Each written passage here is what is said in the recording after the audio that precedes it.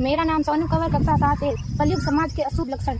कुटुंब कम हुआ, संबंध कम हुआ, प्रेम कम हुआ, मर्यादा कम हुई, लाज लज्जा कम हुई, विनम्रता कम हुई, समर्पण कम हुए, पुस्तक वाचन कम हुआ, खान पान की शुद्धता कम हुई, बाल कम हुए, कपड़े कम हुए, नींद कम हुई, घी मक्खन कम हुआ, पीतल तांबे के बर्तन कम हुए, भाई भाई का प्रेम कम हुआ, सत्य कम हुआ, अतिथि कम हुए, धैर्य कम हुआ, श्रद्धा और विश्वास कम हुआ, बड़ों का सम्मान कम हुआ और भी बहुत कुछ कम हुआ, जिससे जीवन सहज था, सरल था। संतान को दोष न दे। बालक या बालिका को इंग्लिश मीडियम में पढ़ाया, अंग्रेजी बोलना सिखाया, बर्थडे और मैरिज एनिवर्सरी जैसे जीवन के शुभ प्रसंगों को अंग्रेजी कल्चर के अनुसार जीना ही श्रेष्ठ माना। माता पिता को मम्मी डैड कहना सिखाया। जब अंग्रेजी कल्चर से परिपूर्ण बालक या बालिका बड़ा होकर आपको समय नहीं देता, आपकी भावनाओं को नहीं समझता, आपको तुच्छ मानकर आपसे जुबान लड़ाता, जब आपको बच्चे पे कोई संस्कार नजर नहीं आता, तब घर के वातावरण को गंभीर किए बिना, संतान को दोष दिए बिना एकांत में जाकर रो लीजिएगा, क्योंकि पुत्र या पुत्री की पहली वर्षगांठ से ही भारतीय संस्कारों के बजाय मंदिर जाने के बजाय केक कैसे काटा जाता है, यह सिखाने वाले आप और अम्मी है। जब बच्चा पहली बार घर से बाहर निकलता है तो प्रणाम और आशीर्वाद के बदले बाय बाय कहना सिखाने वाले आप और अम्मी है।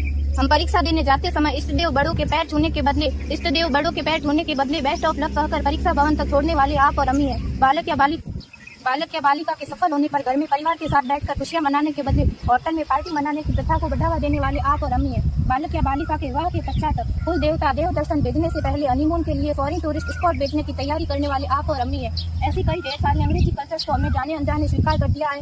अब तो बड़े बुजुर्गों के पैर छूने में भी शर्म आती है। गलती किसकी? मात्र आपके माता और पिता की। अंग्रेजी अंतर्राष्ट्रीय भाषा है, काम का देखो सीखना है, अच्छी बात है, लेकिन इसकी संस्कृति को अपने जीवन में उतारने की तो कोई बाध्यता नहीं थी। अपनी समृद्ध संस्कृति को त्यागकर नैतिक मूल्यों, मानवीय संवेदनाओं से रहित अन्य सभ्यताओं की जीवन शैली अपनाकर हमने क्या पाया? अवैध संबंध, टूटते रिश्ते, वैश्य युक्त धन, थके आरे मन, छल भरे रिश्ते, अनुशासन इन संतानें, असुरक्षित समाज। एक बार विचार जरूर कीजिएगा कि संस्कारवान पीढ़ी क्यों आवश्यक है।